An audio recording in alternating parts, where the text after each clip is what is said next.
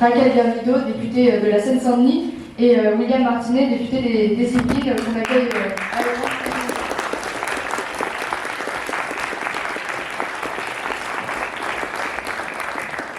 C'est d'autant plus un plaisir de les accueillir, puisque tous les deux sont d'anciens syndicalistes étudiants et étudiantes, notamment William Martinet qui a commencé son engagement syndical ici à l'UVSQ. Donc voilà, merci encore de votre présence.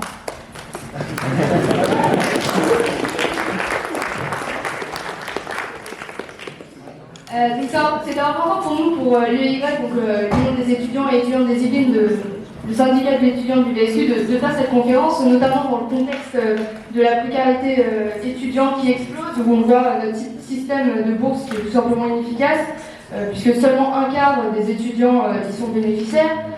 Face à ça, on a un gouvernement qui prévoit une réforme de ce système qui n'ira ni dans le sens de l'augmentation de ces bourses, ni dans son élargissement, puisqu'il prévoit de fusionner les bourses avec les APL.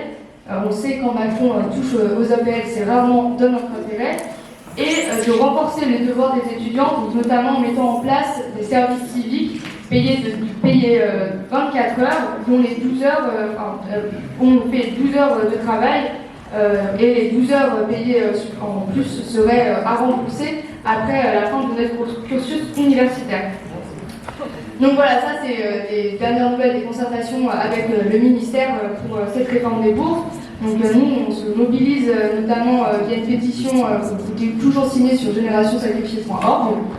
Mais c'est également d'autant plus important dans un contexte où les jeunes se font sélectionner à l'université, d'abord avec Parcoursup, où depuis 2018, les jeunes à l'entrée de l'université sont sélectionnés. Cette année, c'est 94 000 jeunes qui se retrouvent sans affectation, mais c'est également cette année que va être mis en place la sélection à l'entrée du master avec Parcoursup Master. Donc voilà, c'est Parcoursup Master qui a été adopté mardi au CNESER, donc au Conseil national de l'enseignement supérieur et de la recherche. Donc ces politiques, ces réformes, elles n'arrivent pas par hasard. C'est une politique globale qui vise à précariser les jeunes, notamment les jeunes des classes populaires, et leur faire de la main-d'œuvre bon marché interchangeable.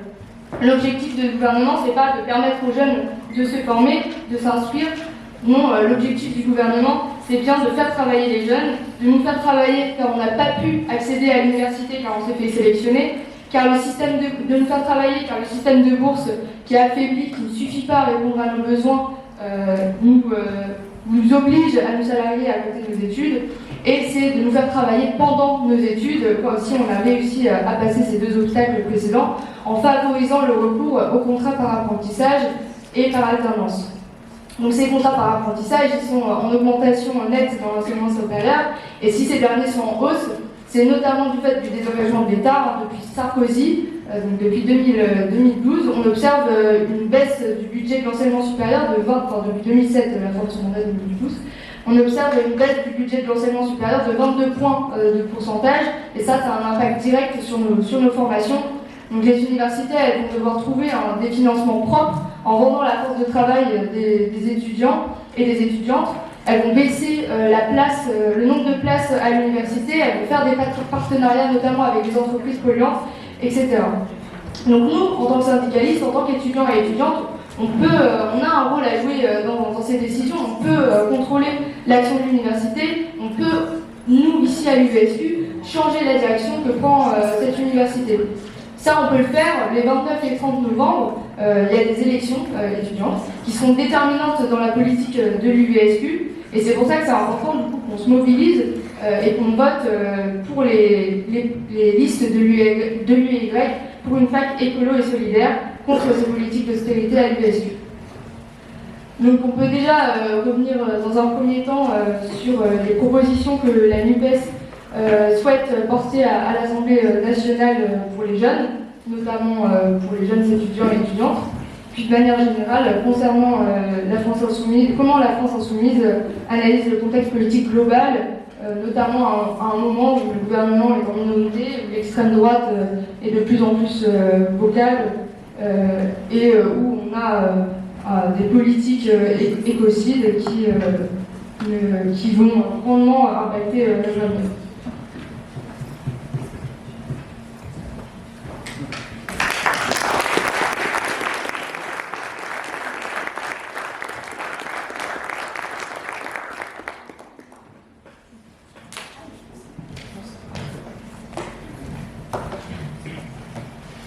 Bonsoir à tous. Alors, déjà merci Sabine pour cette introduction. Bonsoir à tous. La première chose que je voulais partager avec vous, c'est vous dire que je suis vraiment très heureux d'être là ce soir, parce que, comme l'a dit Sabine, il y a quelque chose d'un petit peu particulier pour moi. Il y a quelques années, il y a même un peu plus de 10 ans, j'étais assis à votre place, c'est-à-dire que j'étais étudiant à l'université de Versailles-Saint-Quentin. Même plus précisément, j'étais assis à la place de Sabine, parce que j'étais le responsable de la section locale du syndicat étudiant ici. Et je suis très heureux de revenir, et même un petit peu ému, parce que pour moi, l'université, le syndicalisme étudiant, l'engagement, ça a été une ouverture sur le monde qui a complètement bouleversé ma vie. C'est à ce moment-là que j'ai compris que, en tant qu'être humain, j'étais lié à la marche du monde et que dans ma vie, je ne pourrais pas être pleinement heureux, émancipé, content si je ne m'acharnais pas à travers le militantisme, à faire que le monde aille un petit peu mieux. Et c'est quelque chose qui, je vous dis, a bouleversé ma vie. C'est ça qui fait qu'aujourd'hui, je peux me présenter devant vous comme député de la 11e circonscription des Yvelines.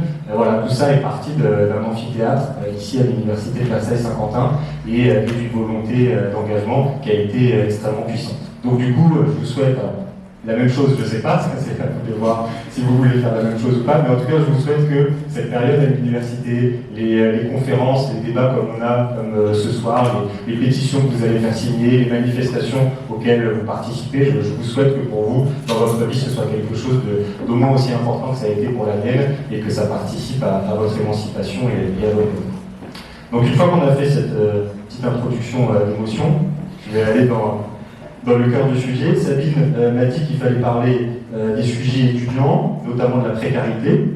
Et donc, même si je suis insoumis, je suis très discipliné aux consignes du syndicat étudiant. Donc, on va parler de ces sujets-là. Et l'objectif, en tout cas l'objectif pour moi, ça va être, en partant de ces éléments très concrets qui font le quotidien d'un étudiant, à réussir à y apporter des grilles d'analyse politique, une compréhension du monde et puis surtout une volonté d'aller dans l'action. Que ce soit l'action syndicale, que ce soit l'action politique, enfin bref, trouver les voies et moyens pour que les lignes bougent. Alors, sujet qui est évidemment indispensable pour un étudiant, celui de la précarité. Bon, je ne vais pas en faire des tonnes sur ce qu'est la précarité étudiante, parce qu'a priori vous êtes mieux placé que moi pour la connaître et pour la vivre, donc vous savez qu'elle existe. Moi je sais à quel point elle s'est exprimée ces derniers mois et ces dernières années, notamment pendant la période très difficile du Covid-19 et du confinement. On a tous en tête ces files d'attente d'étudiants devant les associations d'aide alimentaire, qui est une honte absolue pour notre pays.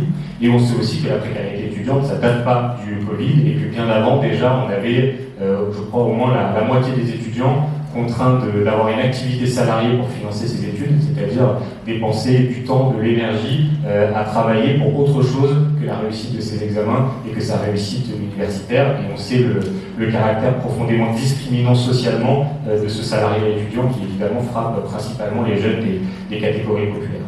Donc cette situation sociale, elle est gravissime. Je voulais vous dire aussi que j'ai conscience à quel point les choses se sont dégradées ces dernières années. Parce qu'à mon époque, il y a 10 ans, il y avait déjà la précarité étudiante, mais je sais à quel point cet appauvrissement s'est renforcé, et c'est de ce sujet-là dont je voulais parler. Je sais à quel point l'inflation, c'est-à-dire l'augmentation générale des prix qu'on connaît en ce moment, elle vous frappe extrêmement durement. Elle frappe toute la société, mais certains secteurs sont plus exposés, sont plus fragiles que d'autres. Et pour les étudiants, avoir les augmentations de prix qu'on a en ce moment, je sais que c'est beaucoup plus dur. Alors les chiffres de l'INSEE, je crois que c'est sur la dernière année, on est à plus 6% d'augmentation des prix. Mais si on regarde un peu dans le détail, si on regarde l'alimentation, l'énergie, le carburant, bref, les choses qui sont indispensables, et quand on n'a pas beaucoup d'argent, payer ses repas, payer le chauffage, payer l'essence qu'on met dans sa voiture, ça accapare la plus grande partie de notre budget. Sur ces postes de dépenses, on n'est pas sur du plus 6% depuis un an, on est plutôt sur des chiffres des augmentations à deux chiffres, on est plus sur du 10 ou du plus 20%. Donc ça, c'est quelque chose qui est extrêmement violent et dont on sait malheureusement que ça fait basculer des jeunes dans la pauvreté, ça fait des jeunes qui abandonnent leurs études supérieures, ça fait de la reproduction sociale.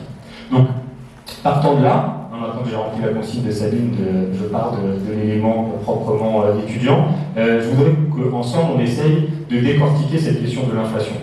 d'essayer de comprendre d'où elle vient. Pourquoi est-ce qu'on se retrouve avec des pâtes ou l'huile qui nous coûte plus 10, plus 20% plus cher? Pourquoi est-ce que le prix de l'énergie il a été multiplié par 3, 4 ou 5 ça dépend du fournisseur d'énergie que vous avez en face de vous. Évidemment, il y a des éléments qui sont structurels. Il y a eu la crise du Covid-19. Il y a la guerre en Ukraine. Ça, c'est des éléments internationaux qui sont très forts, qui bouleversent la mondialisation, qui bouleversent toutes les chaînes de production, parce qu'à partir du moment où il y a un bateau qui part pas, à partir du moment où le prix du baril augmente, tout ça, ça perturbe le fonctionnement économique de la mondialisation et ça fait qu'à plein d'endroits, on a de la rareté qui se crée et donc on a des prix qui augmentent très fortement. Donc tout ça est une réalité. Quand on dit que l'inflation elle vient d'un contexte économique mondial, il y a une part de vérité à ça. Mais il y a aussi un autre élément déterminant dans l'inflation, celui sur lequel on a politiquement le plus le pouvoir pour agir. Dans l'inflation, il y a des profiteurs de crise. Dans ce chaos mondial qui a été provoqué, entre autres, par le Covid-19 et par la guerre en Ukraine, il y a des acteurs économiques qui profitent de ce chaos pour, injustement, augmenter les prix, augmenter leurs marges et créer une rentabilité financière qui est exceptionnelle.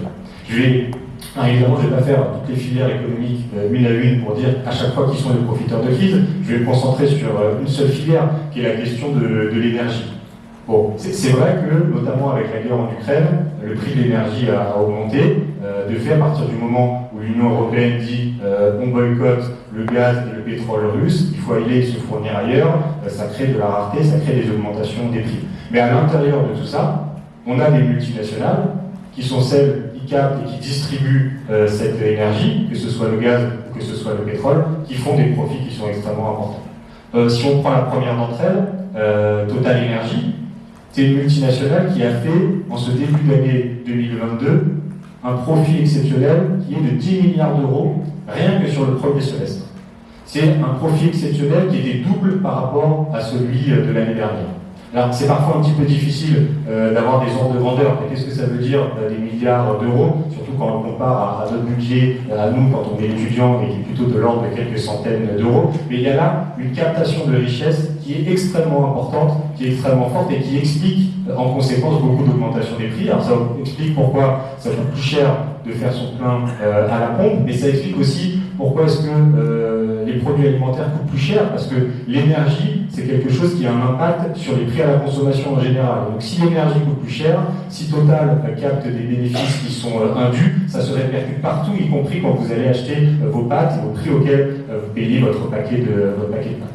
Donc je disais, Total, c'est 10 milliards d'euros, et je crois que Total, c'est vraiment symptomatique du problème politique qu'on a dans le pays. Vous avez remarqué, j'imagine, il y a quelques semaines, maintenant c'était le mois dernier, on a eu un mouvement social extrêmement fort dans les raffineries, avec un blocage. Les salariés des raffineries, leur principal syndicat, la CGT, ont fait des blocages pendant plusieurs semaines pour exiger des augmentations de salaire. Puisque finalement, ce qui se passait dans Total, c'est le scandale qui se passe à l'échelle de l'ensemble de la société française. C'est-à-dire qu'on a d'un côté une entreprise qui fait des super bénéfices, qui disait 10 milliards d'euros au premier semestre 2022, qui décide en urgence de verser des dividendes exceptionnels à ses actionnaires pour qu'ils puissent profiter de ces super profits. Donc Total, c'est 2 milliards d'euros en début d'année exceptionnellement qu'ils ont versé à leurs actionnaires pour profiter de cette manne. On a un PDG de Total, M. Pouyanné, qui a décidé lui aussi en urgence de s'augmenter de plus 50%, ce qui fait que maintenant ce monsieur il gagne un demi-million d'euros par mois. Donc vous avez d'un côté toute cette richesse captée par quelques-uns, et de l'autre côté vous aviez des salariés des raffineries qui disaient écoutez, si l'entreprise gagne plus d'argent, c'est nous qui faisons tourner les raffineries, c'est notre force de travail qui fait que tout ça fonctionne, on a peut-être le droit de récupérer un petit morceau. Donc on demande à ce que les négociations salariales elles soient avancées dans le calendrier et qu'on discute plus rapidement que prévu de combien d'augmentation on aura cette année.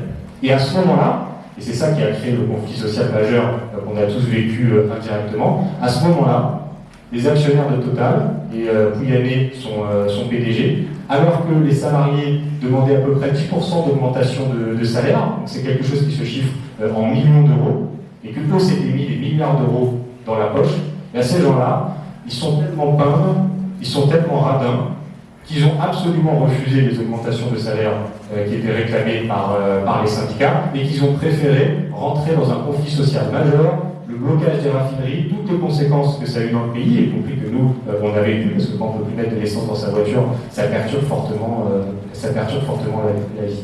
Donc il a fallu ce rapport de force sociale, parce que heureusement pour eux, les raffineurs sont organisés, sont déterminés, et ils ont un syndicat qui est fort. Il a fallu ce rapport de force sociale pour réussir à faire que les actionnaires et la direction de Total, ils finissent par bouger. Je crois de mémoire, ils ont réussi à avoir plus 6 ou plus 7%, je crois, d'augmentation de salaire. Donc, toujours pas du niveau de ce que les actionnaires de Total ont récupéré, mais en tout cas, ils ont récupéré une petite partie du magot, mais encore une fois, grâce au rapport de force et grâce à la mobilisation.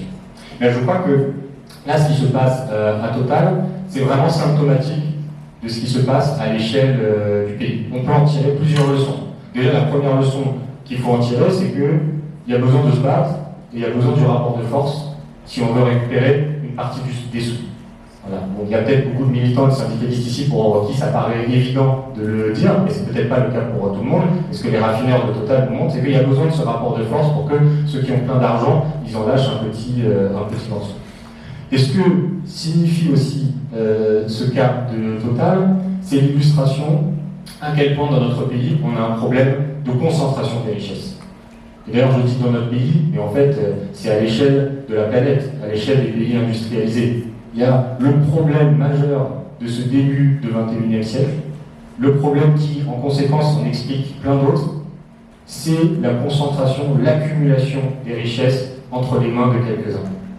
En France, on a 5 milliardaires dont le patrimoine correspond à peu près le patrimoine de la moitié des Français. Voilà. 5 personnes qui possèdent autant que la moitié de la population française. C'est vous dire à quel point cette inégalité elle est extrêmement puissante. Alors, on donne ces chiffres, encore une fois, ça paraît un peu abstrait. En plus, ces milliardaires-là, c'est des gens qu'on ne voit pas. On ne les voit pas sur leur yacht, on ne les voit pas sur leur jet privé, on ne sait pas ce qu'ils font de leur argent. Même parfois, si on se pose la question, on ne sait même pas qu'ils existent. Je suis sûr, si vous sortez dans la rue et vous posez la question à plein de gens, et vous leur demandez est-ce que vous savez qu'il y a des gens dans notre pays qui accumulent autant de richesses par rapport aux autres? Il y a plein de personnes qui ne sont pas au courant de ça. Et pourtant, c'est le sujet majeur. Si on veut répondre à la crise sociale, si on veut avoir les moyens de répondre à la crise écologique, si on veut répondre à la crise démocratique, ça c'est Raquel qui en parlera mieux que moi tout à l'heure, il y a un moment, il faut s'attaquer à cette question de ceux qui accumulent ces milliards d'euros et comment cet argent peut être mieux redistribué. Et alors justement, là j'en reviens à un sujet étudiant, si on récupère cet argent, en tout cas une partie de ces milliards d'euros, à quoi ça peut servir? Eh bien, écoutez, on va faire le lien avec le sujet que j'ai évoqué en point de départ, qui est la question de la précarité étudiante. La précarité étudiante, ce n'est pas une fatalité. C'est le résultat d'un choix politique de refuser de mettre en protection sociale la jeune génération qui fait des études supérieures. Et si on faisait d'autres choix politiques, c'est-à-dire celui de prendre l'argent de ces milliardaires pour l'investir dans quelque chose d'utile, la protection sociale des jeunes, on arriverait à régler ce problème de la précarité étudiante. Même, je vais le dire d'une autre façon. Il y a un sujet social majeur depuis quelques décennies que la France n'a pas réglé. C'est que on a eu une massification de l'enseignement supérieur et des universités. Voilà. Dites-vous qu'à l'époque de mai 68, il y avait, je crois, moins de 10% d'une génération qui allait dans l'enseignement supérieur. Aujourd'hui, on est à plus de la moitié d'une génération qui va dans l'enseignement supérieur. Ça, c'est le côté massification. C'est une très bonne chose, parce que le pays a besoin de plus de jeunes qui fassent de meilleures formations, qui soient plus qualifiés, etc. Mais le problème qu'on a, c'est qu'à cette massification de l'enseignement supérieur, eh ben, l'État, les pouvoirs publics, n'ont apporté aucune mise en protection sociale. Donc, à l'époque, il y a plus d'un demi-siècle, quand on avait seulement quelques fils de bourgeois qui allaient à l'université, la question de la mise en protection sociale des jeunes, elle ne se posait pas. Maintenant qu'on a la moitié d'une génération qui va à l'université, y compris les jeunes des catégories populaires, maintenant que les études dans l'enseignement supérieur, elles sont de plus en plus longues, parce qu'il faut avoir soit le diplôme technologique professionnel, Bac+2, il faut avoir peut-être le master, si en plus on veut faire un doctorat, ça dure encore plus longtemps. Donc maintenant que le temps des études s'est allongé, on a aussi des jeunes qui sont de plus en plus autonomes de leurs parents. parfois autonome de façon positive, parce qu'on s'est émancipé de ses parents, parfois autonome en ayant vécu un peu plus difficilement, ça s'appelle une rupture familiale, on s'entend pas toujours bien avec sa famille. Et bref, tous ces jeunes-là, s'ils n'ont pas papa et maman qui peut leur donner des sous pour pouvoir faire des études, ils ont besoin que la puissance publique, ils ont besoin que le collectif leur apporte une solution de protection sociale. Et je dis, pour l'instant, ça n'existe pas. Le système de bourse, moi Sabine a parlé un peu du système de bourse, apparemment des négociations qui sont en cours, c'est quelque chose d'absolument indigent. Nous, notre conviction à la NUPES, c'est qu'il faut qu'on mette en place une réforme qui soit tout autre, et une réforme qui ait un caractère, même disons-le, révolutionnaire. C'est ce qu'on appelle l'allocation d'autonomie pour les jeunes, qui serait d'un montant d'un peu plus de 1 000 €, c'est l'équivalent du seuil de pauvreté, pour tous les jeunes qui font des études supérieures. Je dis que c'est révolutionnaire, pas révolutionnaire dans le sens qu'on a parfois de c'est quelque chose d'irréaliste. Voilà, je parlais des milliards de total et d'accumulation des richesses tout à l'heure. Une allocation d'autonomie, ça se chiffre à un peu plus d'une dizaine de milliards d'euros. C'est tout à fait finançable avec un rétablissement d'un ISF plus fort, avec un impôt sur le revenu plus progressif, avec une taxation sur les super profits. De ce point de vue-là, il n'y a vraiment aucun problème sur le fait de financer et de mettre en place cette allocation d'autonomie. Donc c'est absolument pas irréaliste, mais le caractère révolutionnaire de tout ça, c'est, je vais vous dire, je vais faire une comparaison avec la fin de la Seconde Guerre mondiale, le moment où a été créé le système de retraite. Voilà. À ce moment-là, à la sortie de la Seconde Guerre mondiale, on avait des générations de personnes âgées qui n'étaient plus en capacité de travailler et qui avaient le droit à rien. Ils étaient obligés de compter sur la solidarité de leurs enfants ou leurs petits-enfants pour pouvoir survivre. Il y avait un taux de pauvreté chez les anciens qui était absolument énorme. À ce moment-là, la société a fait un choix extrêmement courageux, extrêmement fort, qui est de dire on crée un système de retraite par répartition et on donne un pécule pour vivre dignement à tous les anciens pour les protéger de la pauvreté. Mais je pense qu'aujourd'hui, on est dans le moment où il faut qu'on arrive à créer la même chose, mais une retraite à l'envers, c'est-à-dire une allocation d'autonomie pour les jeunes, pour tous ces millions de jeunes qui font des études dans l'enseignement supérieur, qui sont confrontés à la précarité. Il faut créer ce moment de protection sociale pour que vous puissiez vous concentrer pleinement sur vos études, pour que vous puissiez combattre la reproduction sociale et pour que vous vous émancipiez à la fois individuellement et que vous participiez au progrès collectif. Donc,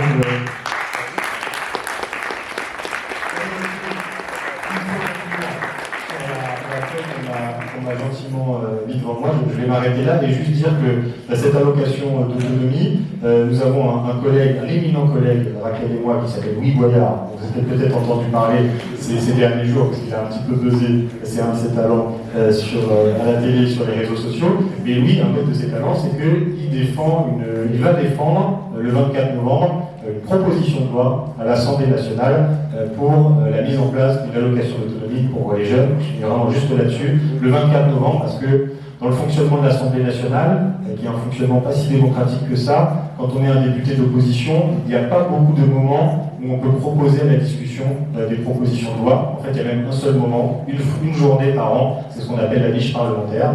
Et nous, notre groupe, la France Insoumise NUPES, notre niche parlementaire, et ça se déroulera le 24 novembre, et entre autres sujets qu'on présentera, il y a cette proposition de loi pour la mise en œuvre d'une allocation d'autonomie. Et je finis vraiment.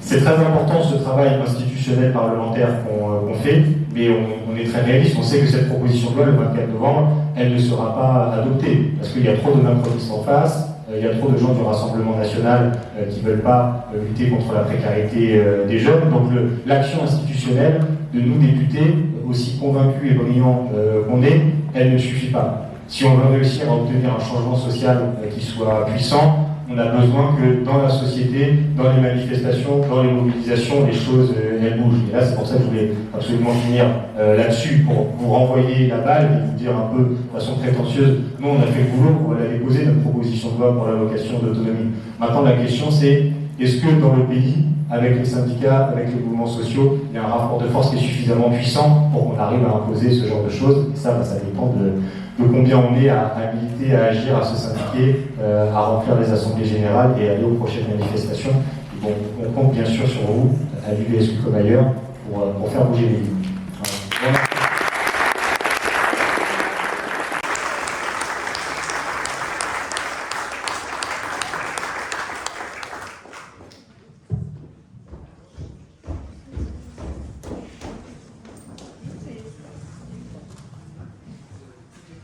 Bonsoir. Merci de nous avoir invités. Merci Sabine. Merci les camarades organisateurs de l'UE-Y. Je pense que le message fondamental qu'on veut chercher à vous faire passer avec mon collègue et camarade William Martinet, c'est qu'il y a en France aujourd'hui presque 3 millions d'étudiants. 3 millions d'étudiants, et on dirait que ça gêne les puissants. On dirait que le fait que vous preniez en charge votre destin, que vous ouvriez des bouquins, que vous vous émancipiez, que vous appreniez à prendre des décisions, à organiser mieux la société, on dirait que ça les gêne.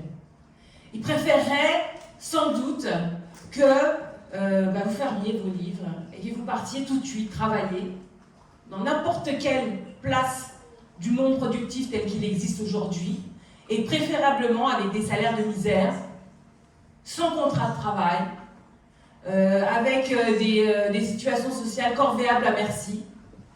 Parce que franchement, pour eux, plus vous étudiez, plus leur système est en péril.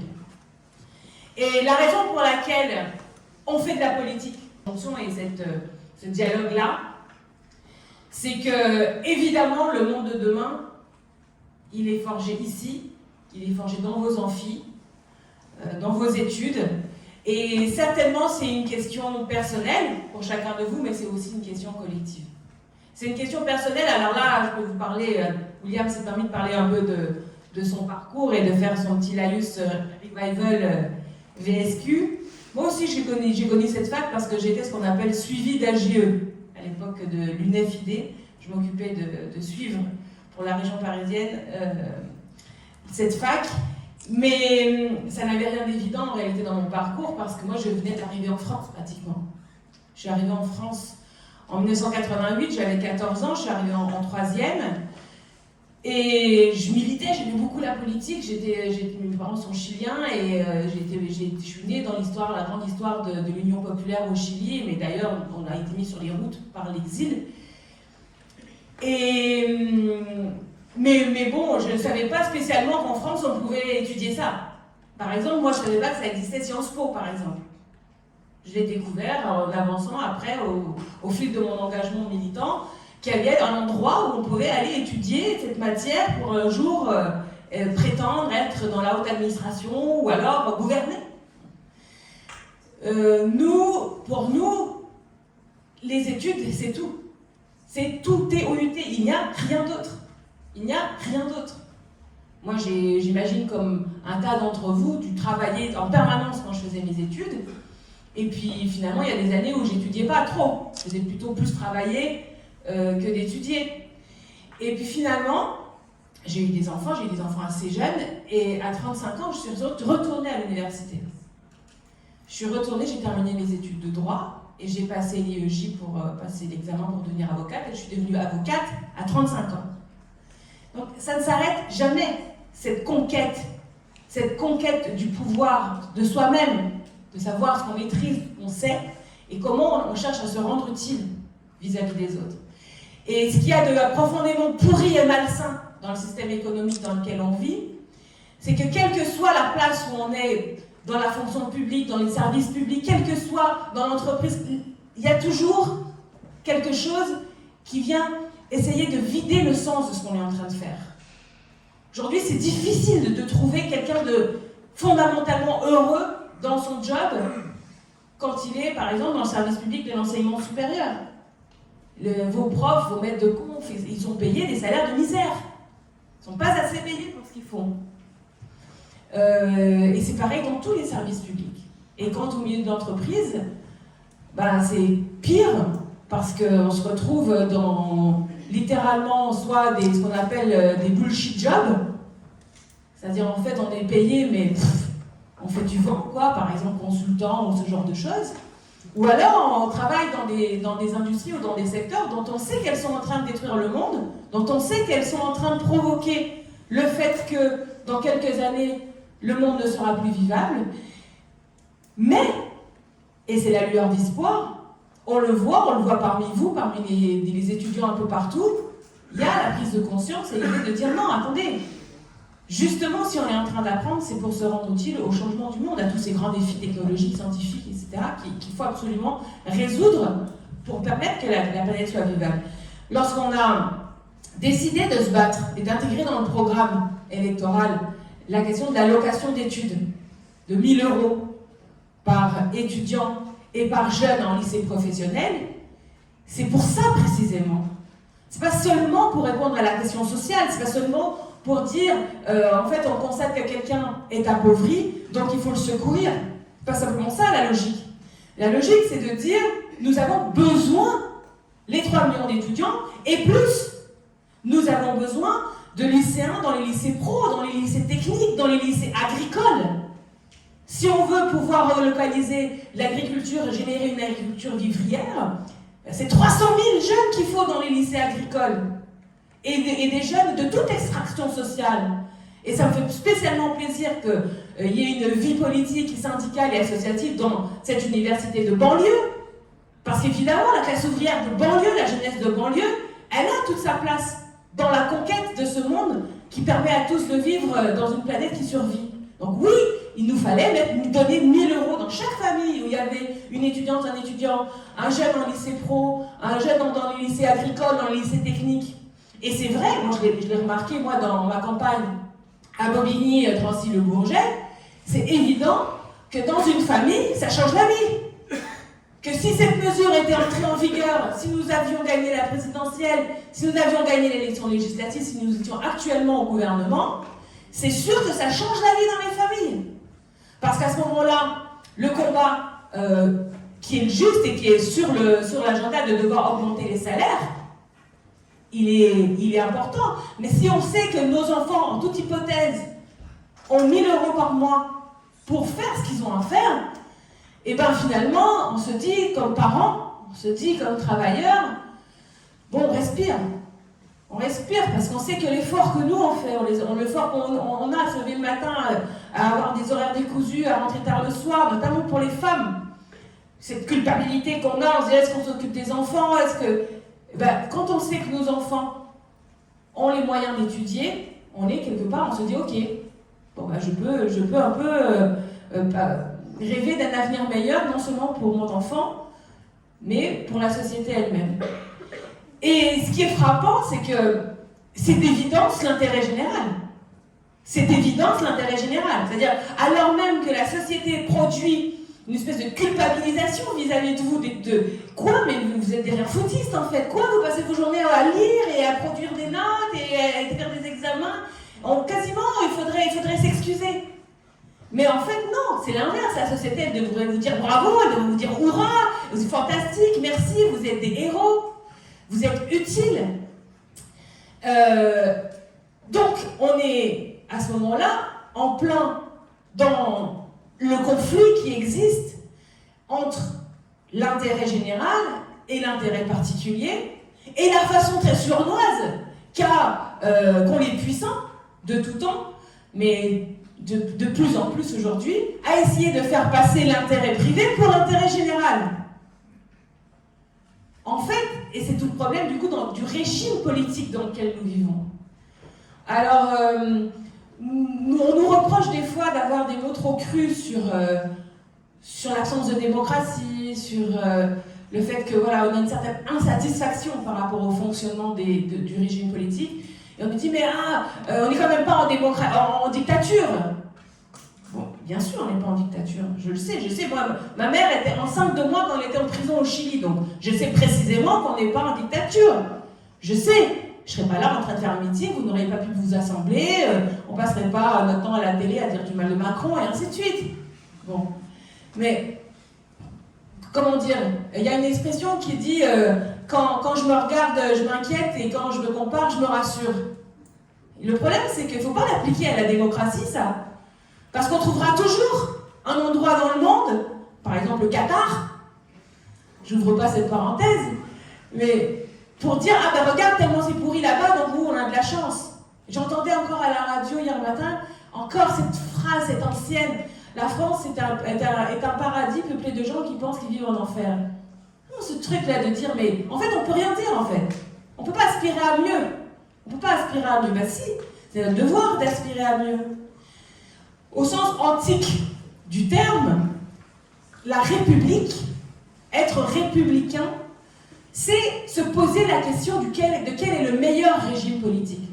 C'est-à-dire, c'est de réfléchir et de se dire comment il faut faire pour la meilleure organisation politique. Ça, c'est être républicain au sens antique du terme. Ce travail-là est un travail permanent.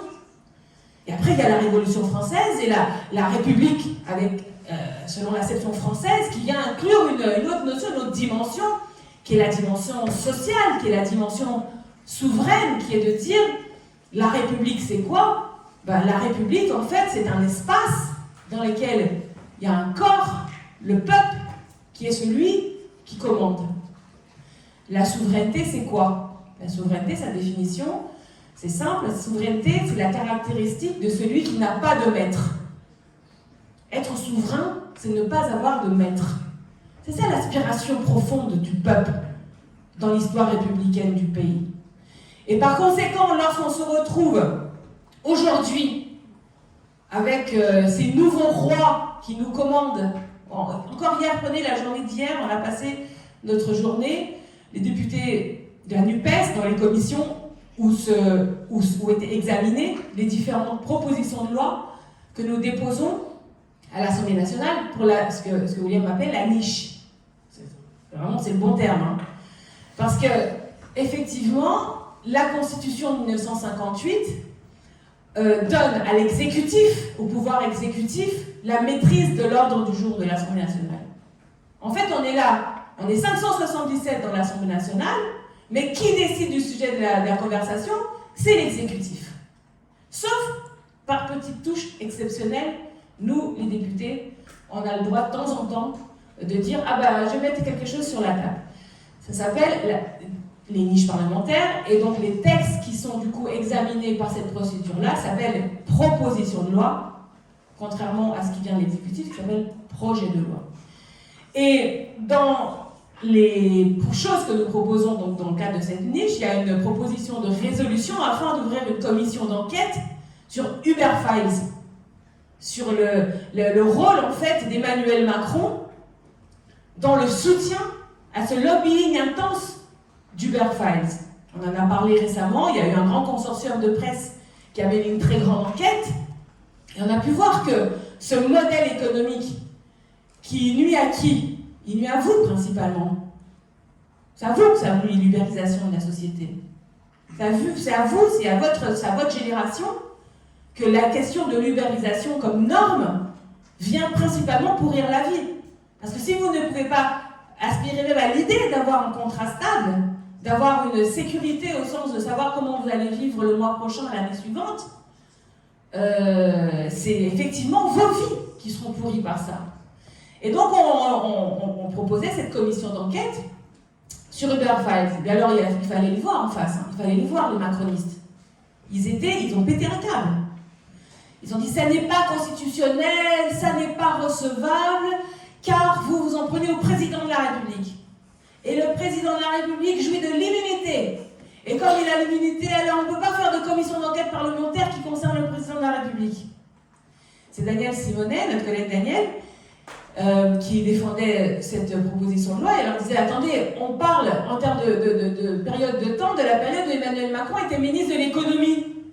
Pas de la période où il est président, la période où il est ministre de l'économie. Donc vous ne pouvez pas vous retrancher derrière l'immunité du président. L'argument, évidemment, était pas du tout relevé, mais non, pas du tout, ce que vous êtes en train de faire, ça met en cause le président. Et vraiment, moi, j'étais choquée parce que je me disais, mais on est dans une Assemblée nationale. Alors moi, en plus, je suis très vieille militante, mais je suis très jeune parlementaire. Puisque, déjà, pendant les 10 premières années de militantisme, déjà, je n'étais pas française. Donc, je ne pouvais même pas me présenter aux élections. Et puis ensuite, en fait, j'étais candidate, mais à l'époque, nous, le mélenchonisme, c'était quelque chose d'assez marginal. Donc, en fait, on n'était pas élus quand on était mélenchoniste à l'époque. Et donc, c'est la première fois, là, de ma vie, à 48 ans, que je me retrouve élue. Et pour moi, c'est pas rien. Pas rien. C'est-à-dire, c'est comme quand je retourne à la fac pour devenir avocate et que j'y arrive, mettre les pieds dans l'hémicycle, je me dis, mais c'est quelque chose d'important. Tous les jours, on passe devant un haut relief, en bronze, de Dalou qui est un grand sculpteur, qui a aussi fait la statue qui est Place de la Nation, le triomphe de la Nation, c'est Dalou qui a fait ça. Et alors, ce haut-relief présente une scène importante de l'histoire de France, c'est le jour du 23 juin 1789.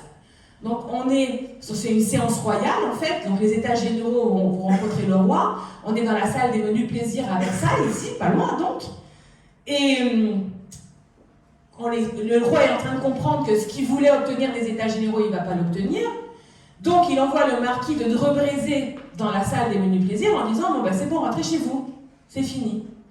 Et là, le doyen Bailly dit « Mais nous n'avons pas… il dit « Nous, la nation ici assemblée n'a pas d'ordre à recevoir. » Et là, Mirabeau, qui était un orateur important, un gros type, s'avance et il dit « Nous sommes ici par la volonté du peuple, nous n'en sortirons que par la force des baïonnettes. » Mais c'est ça l'aube de l'histoire parlementaire, de notre histoire, celle dont on est les héritiers. Donc, quand on dit on va utiliser notre pouvoir de contrôle, on va mettre en place une commission d'enquête pour effectivement comprendre les mécanismes légaux ou illégaux, probablement légaux, qui font qu'un lobby peut modifier fondamentalement la politique économique d'un pays et mettre en place une norme de précarisation et s'assurer qu'un homme politique devienne son lobbyiste en chef, on devrait trouver les autres collègues députés en disant « Mais bien sûr, allons-y tous ensemble. Nous, l'Assemblée nationale, quelles que soient nos couleurs, quels que soient nos partis, on devrait quand même essayer d'y aller tous ensemble, parce que c'est notre pouvoir, les gens ils nous ont mis ici pour ça. Et puis en plus, en tant que député, ces jours-ci, on devrait être un petit peu piqué au vif par un exécutif qui nous a quand même fermé avec la paix avec l'article 49.3 sur la question budgétaire.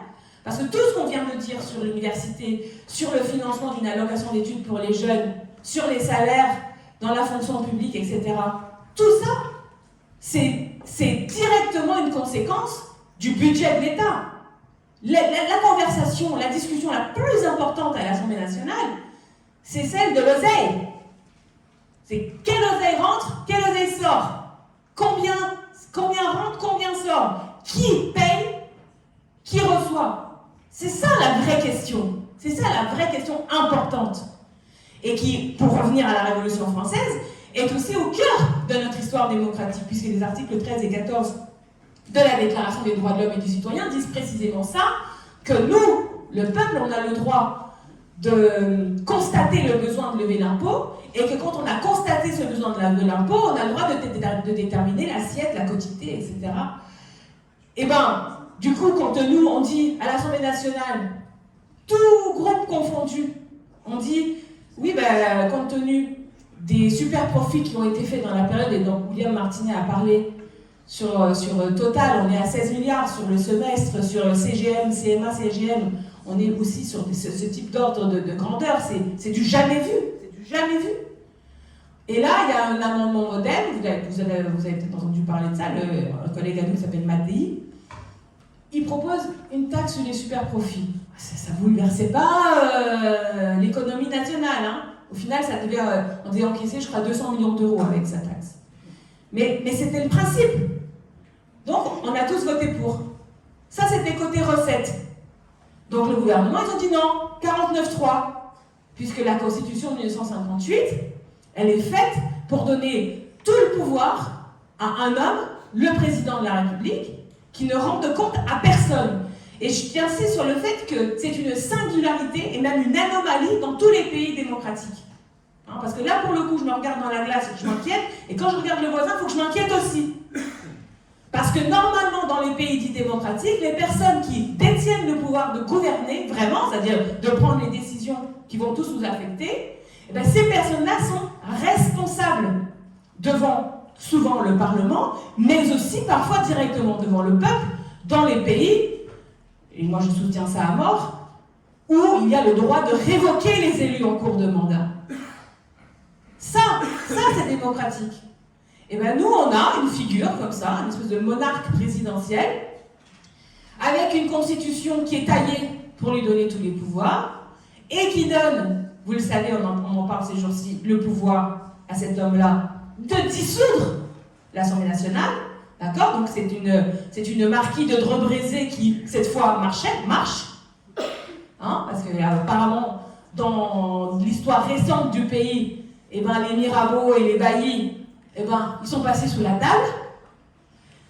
Et puis, il y a cet article 49.3 qui leur permet de non seulement considérer comme adopté, c'est ce que dit la Constitution, un texte qui en fait n'a pas été adopté, mais pire que ça, permet d'annuler tout simplement des textes qui effectivement ont été votés à la majorité. Et dans la discussion sur les dépenses, on a voté par exemple un tas de financements pour les Outre-mer, et on a pris une mesure très importante qui est pour un bouleversement de la politique écologique, qui est le financement pour 12 milliards d'euros de la rénovation thermique des bâtiments. Là, on commence à parler de niveau d'argent et de niveau de mesures politiques qui commencent vraiment sérieusement à lutter contre le réchauffement climatique et vraiment à pouvoir nous faire entrer dans les clous de l'accord de Paris. Sabine, tu me regardes? Moi, oui, tu fais bien parce que j'ai un bouton on, mais un bouton off est défectueux. Donc, pour vous dire qu'il y a un besoin de sursaut civique. Et nos conquêtes sociales, nos conquêtes académiques, ce qu'on va apprendre les uns et les autres dans la vie, tout au long de la vie, eh bien, si on ne veut pas se retrouver face au mur qui nous rend inutiles, qui nous rend surabondants, qui nous angoisse, 70% des étudiants aujourd'hui vivent dans une souffrance psychologique, parce qu'on est dans des conflits, des injonctions contradictoires. Si tout ça, on veut pouvoir le changer, il faut aussi qu'on change le régime politique dans lequel on est. Et c'est pour ça qu'il faut qu'on obtienne la 6e République. C'est pour ça qu'il faut qu'on fasse une assemblée constituante où chacun d'entre nous va dire quel est le meilleur régime, quelle est la meilleure façon de décider. Pour ma part, moi je pense qu'il ne faut plus du tout de président de la République. Je pense que l'obstacle, il est là. Et c'est pas tout de le dire, il faut aussi qu'on le fasse. Et le fait que vous soyez en train d'étudier, en train de vous cultiver, en train de vous rendre disponible pour mener ces grandes transformations du pays, eh ben c'est une très bonne nouvelle. Ce soir, dans 6 facs dans le pays, il y a ce type de meeting, parce qu'on l'a décidé, dans le groupe Insoumis, qu'on faisait une tournée des facs. Il y a ce soir un meeting à Rouen, à Clermont-Ferrand, à Nanterre, je ne sais plus où, enfin il y en a 6 ou 7. Je vous remercie d'être là. Vous savez que vous pouvez compter sur nous pour mener la bagarre, mais il faut aussi que nous, on puisse compter sur vous. Et en fait, il faut tous qu'on puisse compter sur nous-mêmes, parce que personne d'autre ne va faire les choses à notre place. Merci.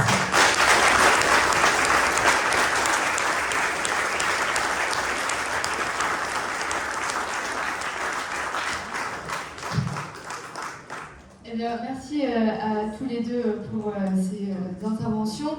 Ce qu'on va faire à présent, c'est faire des échanges avec la salle. Donc, on va prendre des salles de 3 à 4 questions. Donc voilà, c'est Grégoire qui fera passer le micro dans la salle. Donc, je ne sais pas s'il y a déjà des questions. Des questions.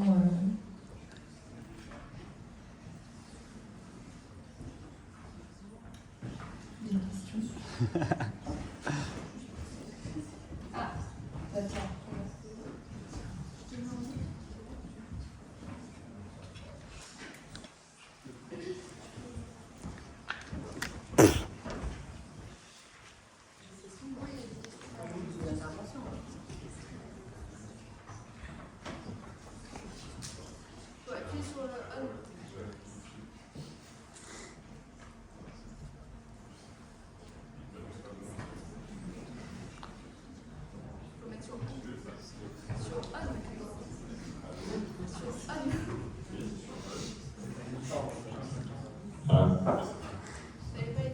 Merci.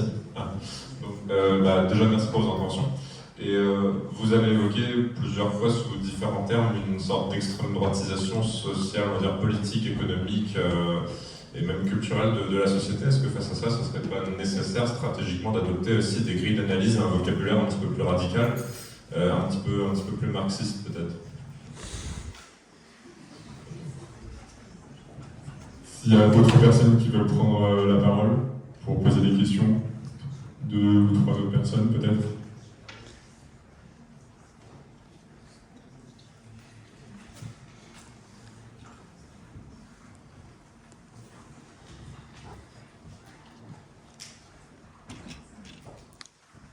C'est pas terrible ça.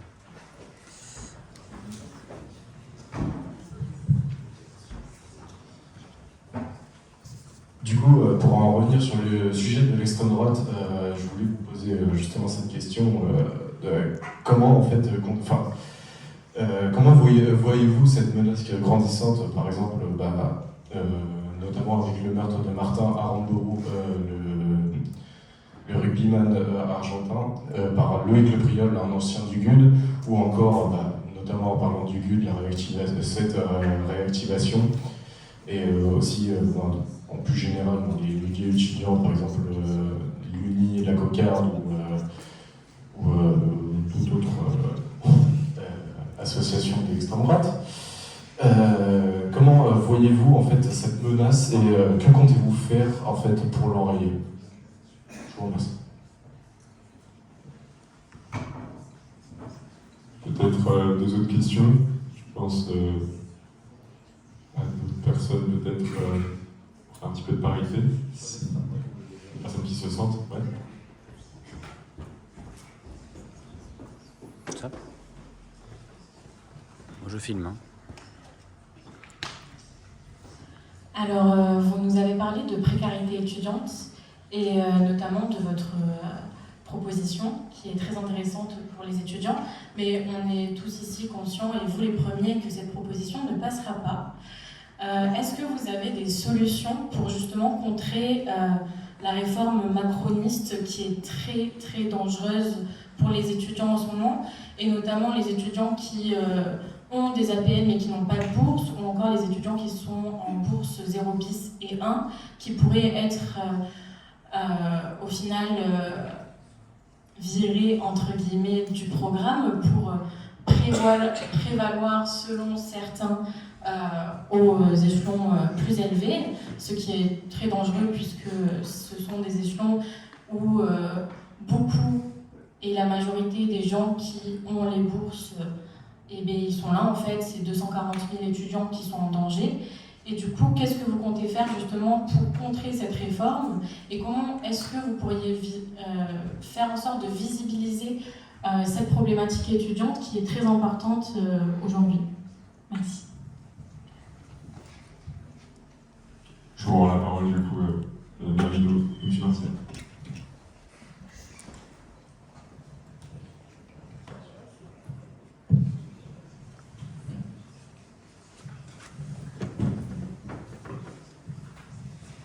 Alors,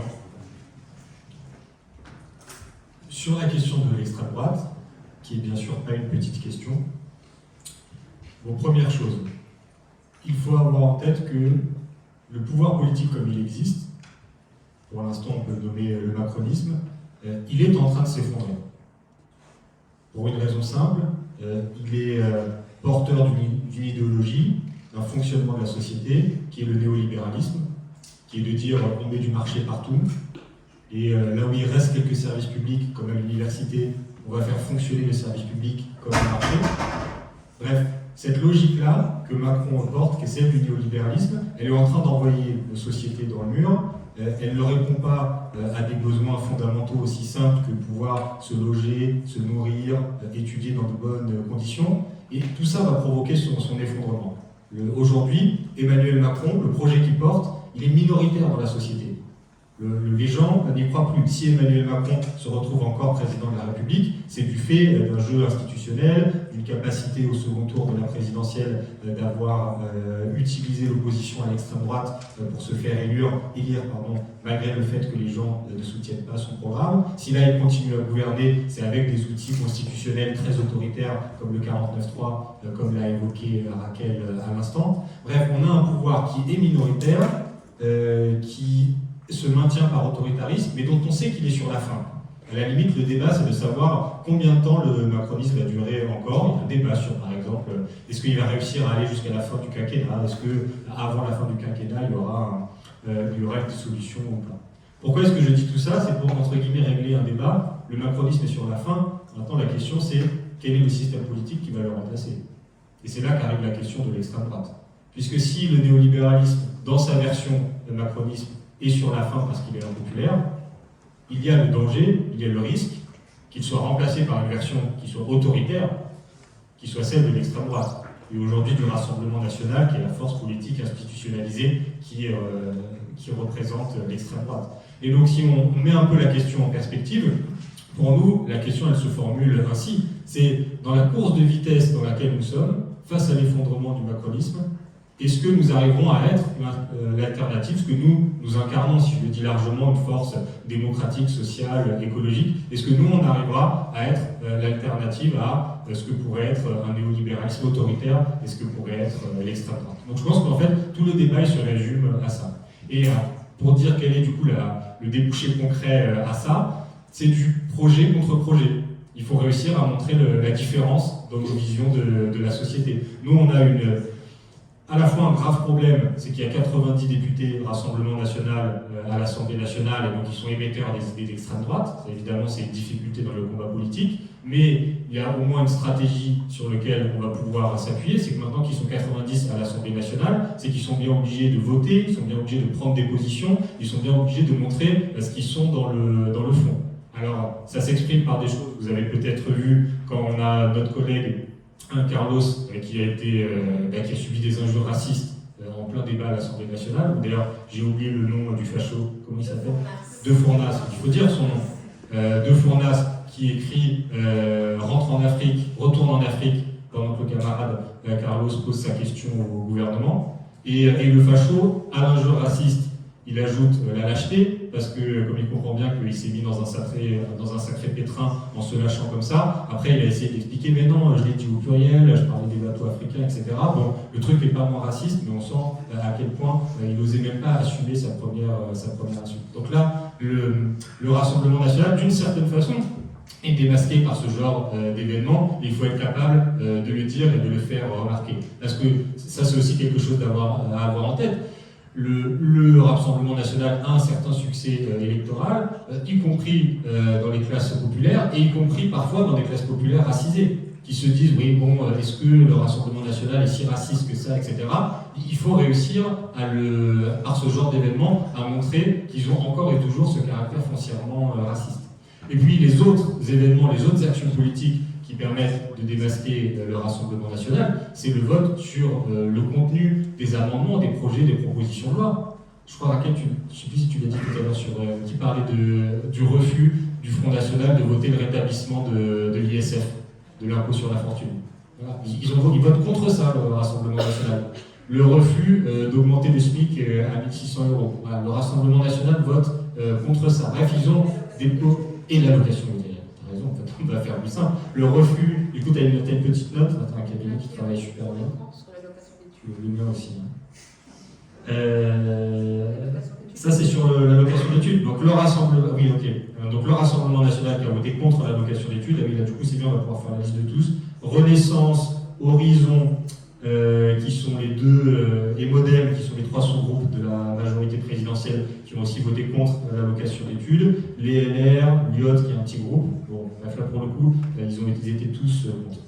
Mais bref, c'est ce genre de moments aussi politiques qui sont des moments révélateurs qu'il faut réussir à populariser. C'est pas avec l'extrême droite au pouvoir que les jeunes sortiront de la précarité. Donc je pense qu'il y a ce rôle qu'il faut qu'on ait. Mais encore une fois, au-delà de qu'est-ce qu'on va réussir à démasquer, à critiquer, comment on va affaiblir l'adversaire qui est celui de l'extrême droite, le sujet principal, c'est la course de vitesse. C'est-à-dire notre capacité auprès d'une majorité de la population à convaincre que ce qu'on défend, encore une fois, je le dis au sens large, dans l'alternative, en plus l'alternative c'est le nom de votre syndicat national, j'ai même pas fait exprès. Mais l'alternative écologique, sociale et démocratique qu'on représente, il faut que le plus rapidement possible on arrive à dégager une majorité populaire autour de ça. Et ça c'est l'action militante déterminée. Je vois pas mille autres solutions que celle-là.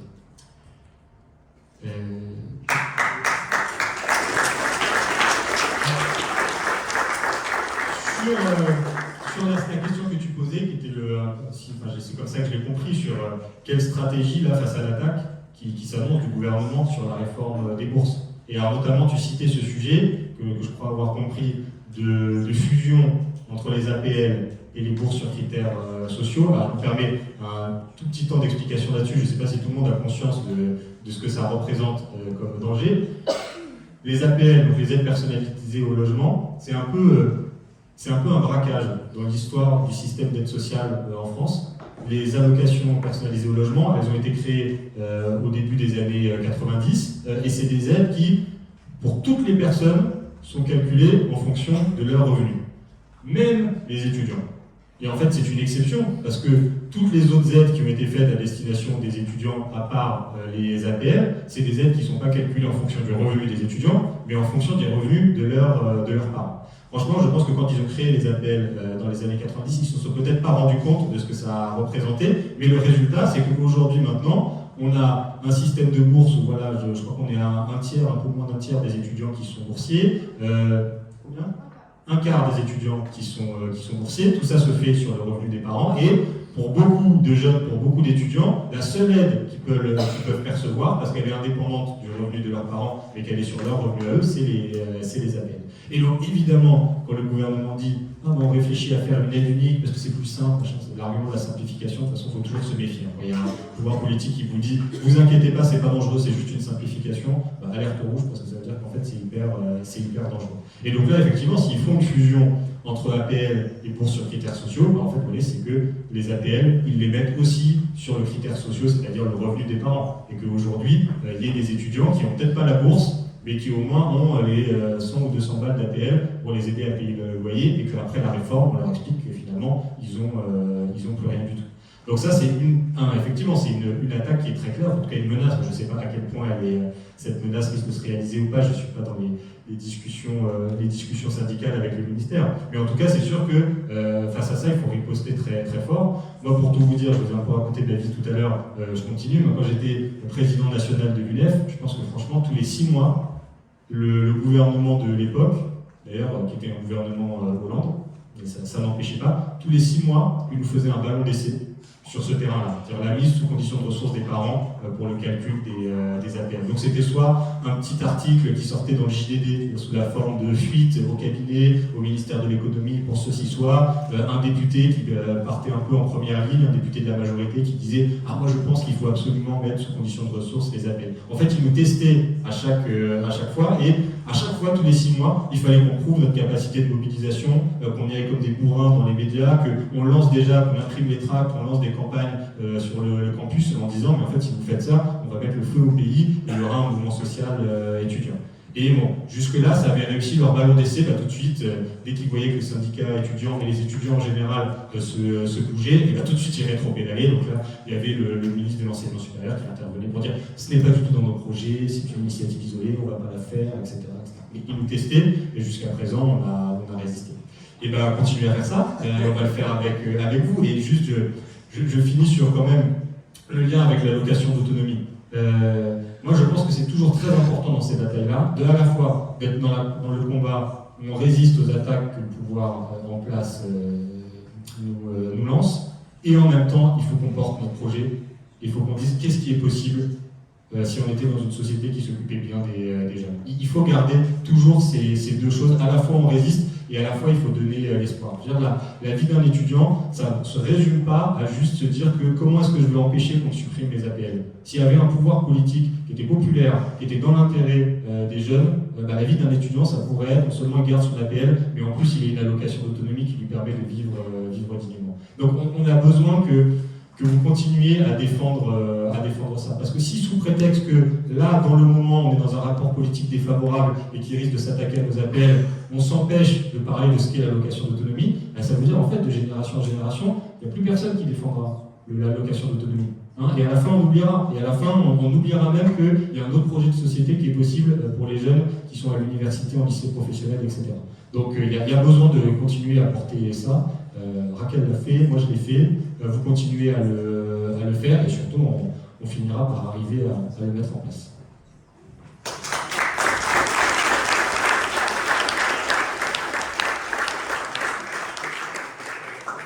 C'est vrai qu'en écoutant William, je m'aperçois m'aperçois que la revendication d'une allocation d'études, on l'a menée tous génération après génération, mais à ma connaissance, sauf erreur de ma part, c'est la première fois que je vois qu'on en parle à l'Assemblée nationale. Vraiment, autour d'une vraie proposition de loi. Autour d'une proposition de loi peut-être, mais j'ai même envie de dire, c'est la première fois que C'est la première fois que la coalition politique majoritaire à gauche porte ce projet-là. Parce qu'il y a, pour essayer de se donner de l'espoir, parce que c'est difficile de défendre parfois l'allocation d'autonomie. Encore une fois, je raconte ma vie. Moi, quand j'étais militant syndicaliste étudiant, à l'époque, c'était la soi-disant gauche qui était au pouvoir avec François Hollande. Ils n'ont pas mis en place l'allocation d'autonomie. François Hollande qui était en 2012 le candidat de la jeunesse, il allait investir, il allait protéger les jeunes de la précarité, etc. Et refusait de mettre en place l'allocation d'autonomie. On a dû se battre pour déjà défendre nos APL, comme je le disais, et puis pour avoir des réformes à quelques centaines de millions d'euros en plus pour avoir les chemins 0 bis ou ça, tous les trucs qu'on a grattés.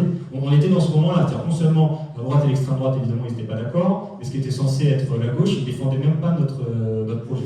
Là, on a fait un petit bout de chemin. Là, vous avez 150 députés qui vont voter une proposition de loi pour l'allocation d'autonomie ou l'allocation d'études. Je ne sais pas, dans notre programme. Ça s'appelle garantie d'autonomie. Garantie d'autonomie. Bon, on voit de quoi on parle. Il y a 150 députés NUPES qui vont voter ça. Alors, 150 sur 577, ça ne suffit pas, mais mesurez quand même déjà le chemin qu'on a fait. Oui, je pense que c'est en effet très important et c'est aussi une façon de se battre sur le terrain des bourses. Parce que s'il y a une mobilisation dans la jeunesse et notamment dans les universités, c'est pour obtenir et pour soutenir cette proposition de loi, il va de soi que ça refroidira les ardeurs du gouvernement pour cette réforme des bourses et des APL. Quand vous nous demandez ce qu'on fait, ce qu'on fera par rapport à ça, moi, notre parti à nous, de la bagarre, ça vous pouvez compter sur nous, hein. Nous, ça vous savez qu'on est des bagarreurs. Mais on peut rien faire, on peut pas faire des miracles si vous ne vous bougez pas. Ça c'est clair et net. Ça c'est clair et net. À chaque fois, William Martin parlait que les droits des étudiants ont été mis en cause, soit les droits d'accéder à l'université ou les questions d'APL. Moi, ma première mobilisation, je me suis investie pour la première fois parce que la DUR voulait supprimer l'ALS à l'époque. C'est comme ça que moi je suis entrée dans l'engagement étudiant. Parce que j'étais étrangère et on n'était même pas dedans. Donc je suis entrée dans la mobilisation et puis après on a même gagné. Non seulement on a empêché le gouvernement d'ôter l'ALS, mais à ce moment-là on a obtenu l'élargissement pour les étrangers. Donc il n'y a pas d'autre solution que de se mobiliser. Et si tu me permets, William, parce que tu disais que la période politique elle est défavorable. Moi, je ne suis pas aussi catégorique que ça, parce que, objectivement, personne n'est major aujourd'hui dans le pays. Personne n'a de majorité. La vie politique française, si on prend les trois quarts de Français qui vraiment vont aux urnes, et je parlerai du quart qui ne s'inscrit pas ou alors qui, tout en étant inscrit, ne vient pas voter aux grandes élections, mais pour ceux qui viennent voter, ça se divise en trois groupes en fait, qui se tiennent à peu près. Le groupe NUPES, le groupe oligarchique là, le macroniste et l'extrême droite.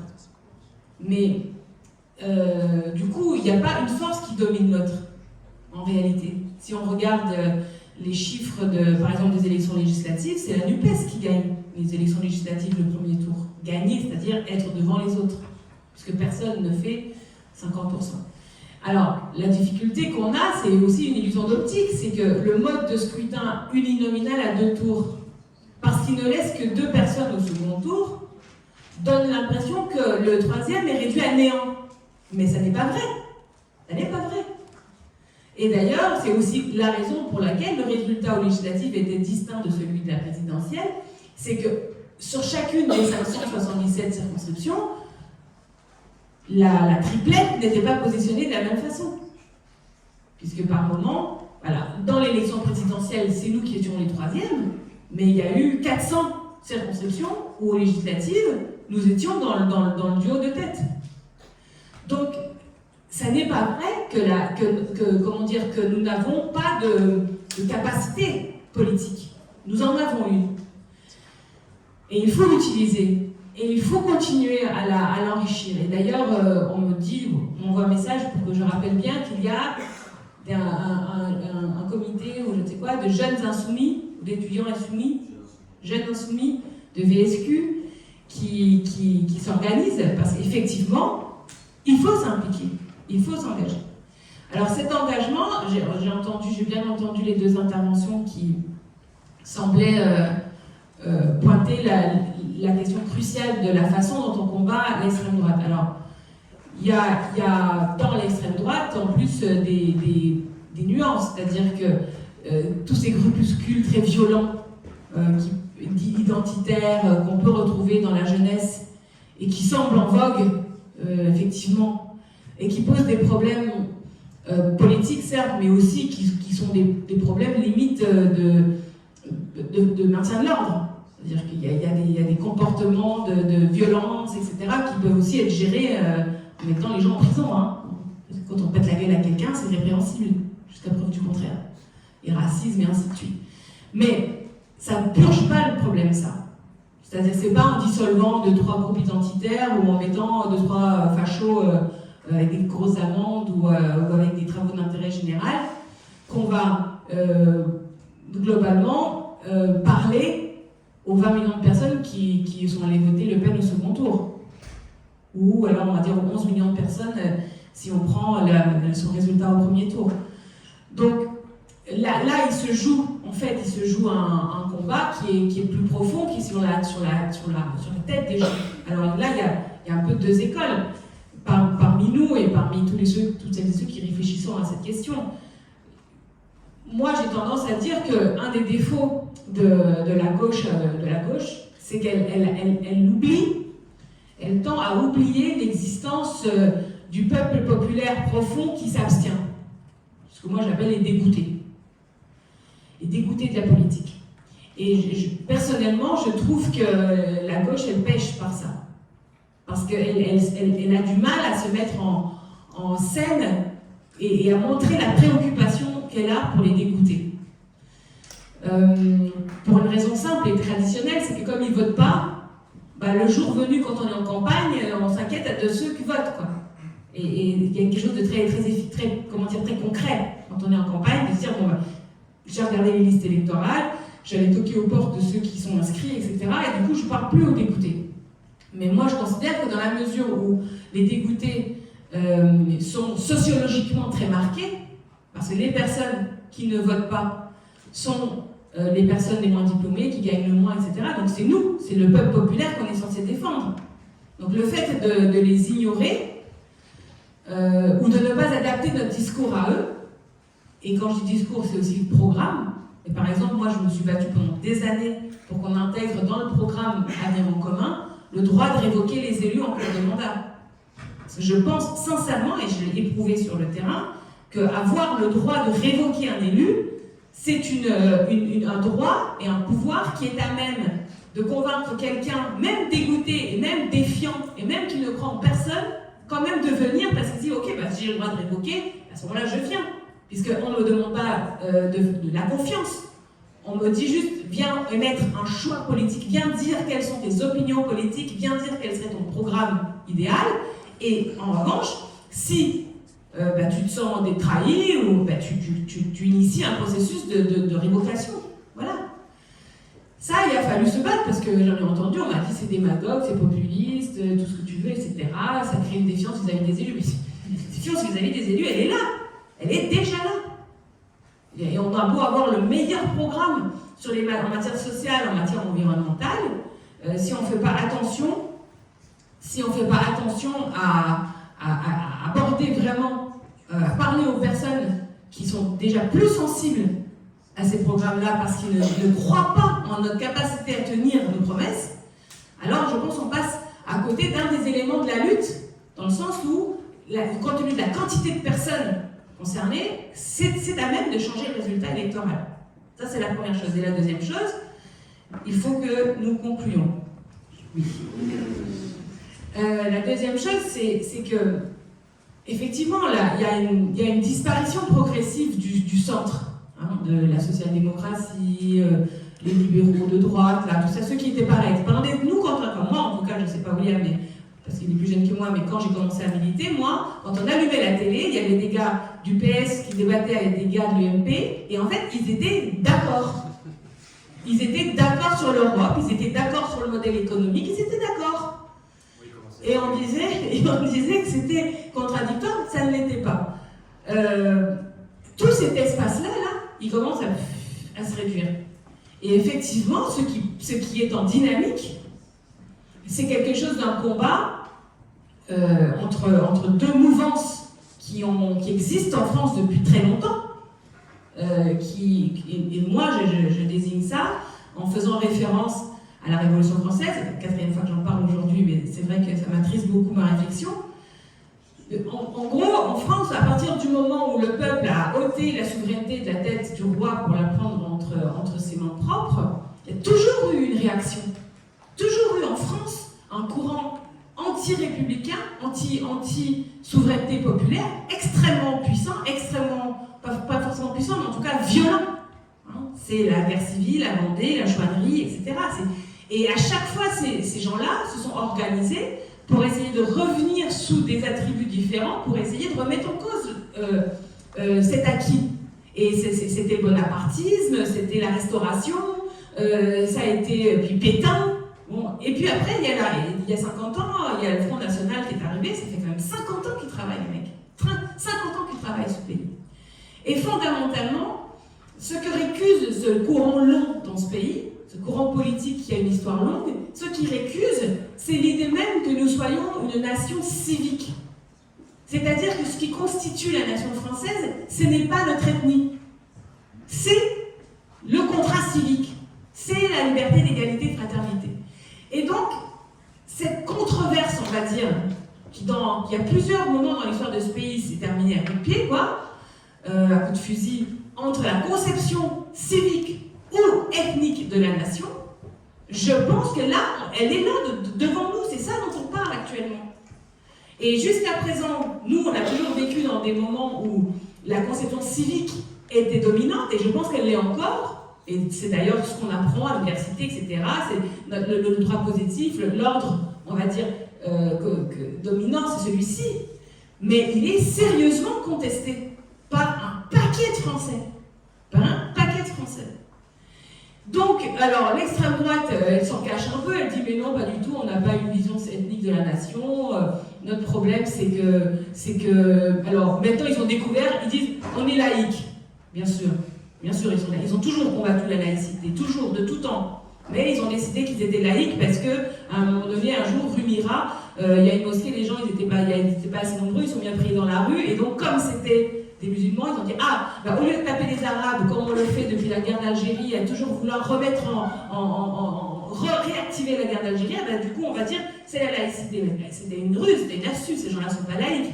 Mais ils utilisent ça pour hystériser, pour donner des lettres de respectabilité à un discours qui est le vieux discours contre les Arabes et qui en plus se rajoute aujourd'hui effectivement une hystérisation sur la question de l'islam proprement dit, qui vient s'ajouter au racisme contre les Arabes. Ils hystérisent tout le temps le débat sur la question de l'immigration, ça fait 50 ans qu'ils le font, 1 million de chômeurs, 1 million d'immigrés, 3 millions de chômeurs, 3 millions d'immigrés, ils ont fait ça. Donc ils ont toujours convaincu une partie du peuple populaire. En France, il y a toujours eu une droite populaire, il y a toujours eu des gens pauvres qui votaient à droite. Non, il n'y aurait pas eu De Gaulle, il n'y aurait pas eu Sarkozy. Je veux dire, sinon il y aurait toujours eu des gouvernements de gauche. Il faut pas penser que parce que les gens sont pauvres ou qu'ils sont partis de la classe ouvrière, ils votent à gauche, ça n'est pas vrai. Donc cette partie-là, cette droite populaire, aujourd'hui, là, elle a ce réceptacle-là, elle continue de développer ses idées, et elle se cache. Quand de Fournas dit à Carlos, le cri du cœur, vraiment le salopard, retourne en Afrique, mais 2 secondes après, il dit mais non, j'ai pas dit ça. Mais si, il a dit ça. Il y a 100 députés qui l'ont entendu. Il y a 100 députés qui... C'était pas une hallucination collective. Il y a 100 députés qui ont entendu retourner en Afrique. Et c'était pas principalement les insoumis, mais les insoumis sont tout à fait de l'autre côté. Ceux qui l'ont entendu les premiers, c'est ceux de droite, c'est les macronistes, c'est les modernes. Et vous savez, à l'Assemblée nationale, il y a la présidence, le perchoir. En bas, il y a des secrétaires de séance qui prennent les notes. Et à droite et à gauche, il y a les chefs des secrétaires de séance. Il y en a un qui veille sur le côté droit, l'autre qui veille sur le côté gauche. Et en bas, à la séance, il a noté, il a bien entendu, retourne en Afrique. Et à ce moment-là, c'est rare qu'on aille voir ce que disent les secrétaires parce qu'ils ont un petit travail, après c'est un peu un work in progress, donc du coup, mais là, le gouvernement voulait vraiment savoir. Donc, Gabriel Attal est venu, et ça c'est sûr, on a tous vu que c'était écrit « Retourne en Afrique ». Et ce qui s'est passé, c'est que le chef, il a eu un doute, lui, il a dit « peut-être non ». Mais je pense que fondamentalement, ce qui s'est passé, surtout, c'est que c'est tellement violent, que finalement, ils se sont tous dit « vaut mieux qu'il ait dit que contre les immigrés sur le bateau ». Parce que c'est pas la même chose de s'en prendre à quelques immigrés sur le bateau qu'à s'en prendre à des millions et des millions de Français. Et que c'était tellement dur à vivre que je pense que psychologiquement, les gens se sont dit, bon bah, allez. Et puis les médias, alors eux, les médias qui dédiabolisent l'extrême droite depuis des plombes, ils étaient bien emmerdés avec ce retour en Afrique. Alors dès qu'ils ont eu la petite occasion de dire, mais non, qui le retourne? Alors là, ils se sont jetés dessus pour essayer d'aplanir tout ça. Mais on en est là. Moi, je pense, alors les médias disaient oui, ils vont souffrir parce que c'était pour le week-end du congrès du FN, ils disaient non, mais ça va les rediaboliser.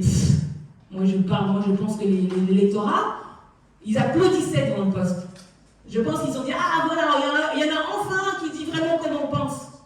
Parce que la Le Pen, elle n'ose plus rien dire. Je pense qu'ils se disent, donc on en est là, ces gens-là existent. Et ils ne sont pas que la cocarde, ils ne sont pas que les petits fachos identitaires armés, là. Ils sont monsieur et madame tout le monde. Donc nous devons aussi avoir conscience de cette bagarre qui vient. En bout de course, ça se terminera entre eux et nous. Et donc il faut être prêt à cette bataille et il faut être prêt à la gagner en s'enracinant dans une histoire longue, dans notre pays, qui fait que quand même, malgré tout, il y a une culture, voilà, de cette nation civique et pas ethnique. Mais c'est vous qui allez mener cette bataille et j'espère la gagner.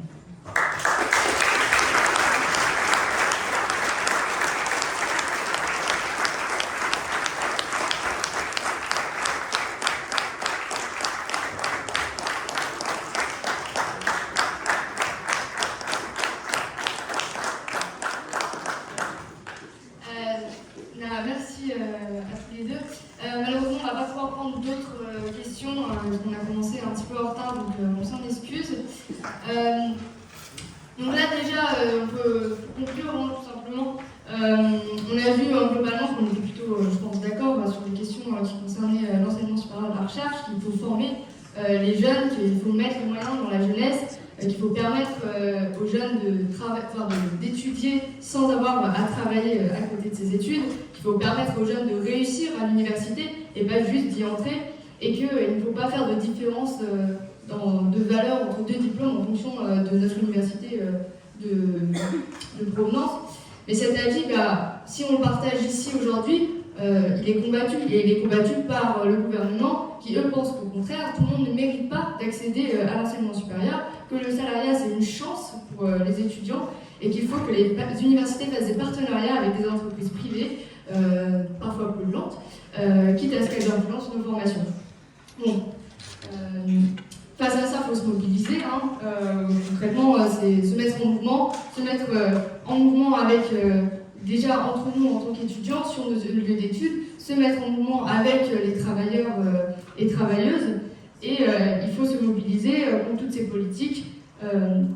Donc voilà, se mobiliser, c'est facile à dire comme ça, mais il faut bien avoir conscience que ces derniers temps, se mobiliser à l'université, c'est pas un hobby, c'est pas simple. Là, je sais pas si vous avez vu, mais il y a une dérive autoritaire assez alarmante concernant les mobilisations des étudiants, avec la possibilité donc, de mettre des amendes allant jusqu'à 1 000 € pour les étudiants qui bloqueraient leurs universités. Donc voilà, on en est à ce niveau-là. Nous, à l'UVSQ, on l'a déjà connu, cette petite répression syndicale. On a déjà fait face à ça l'année dernière. Donc pour expliquer un petit peu, parce que moi aussi, je vais raconter ma vie.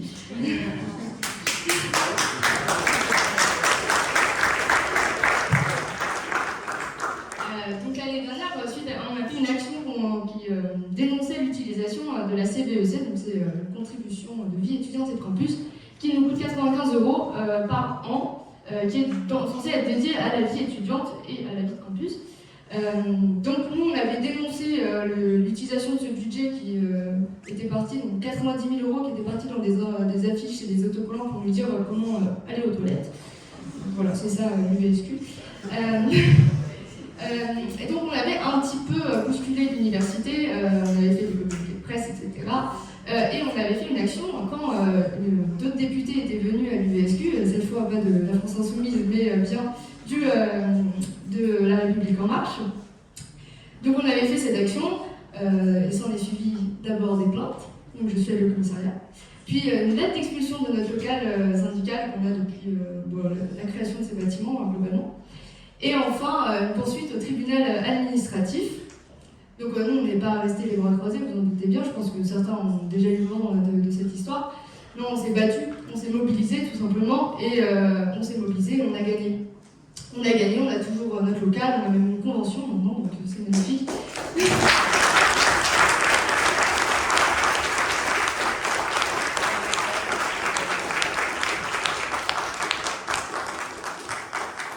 Donc on a gagné, mais cette victoire, elle a eu un coût. Elle a eu un coût de 3 000 €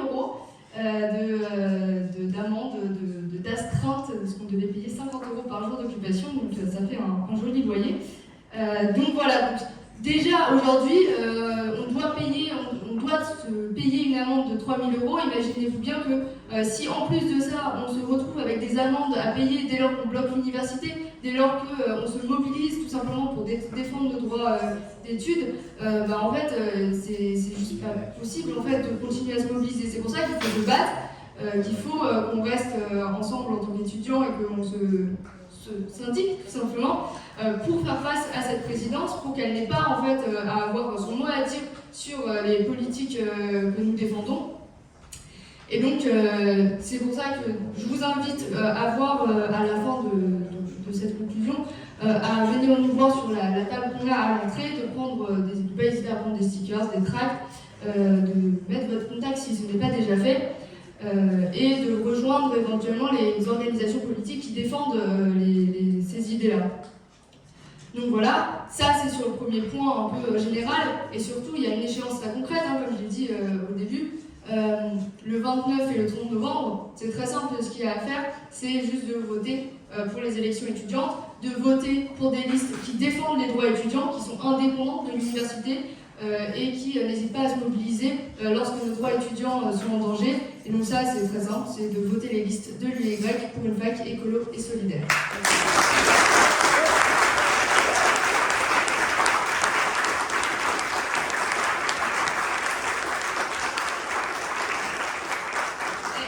Puisqu'on doit 3 000 €, vous pouvez faire un don à la table juste en bas. Voilà.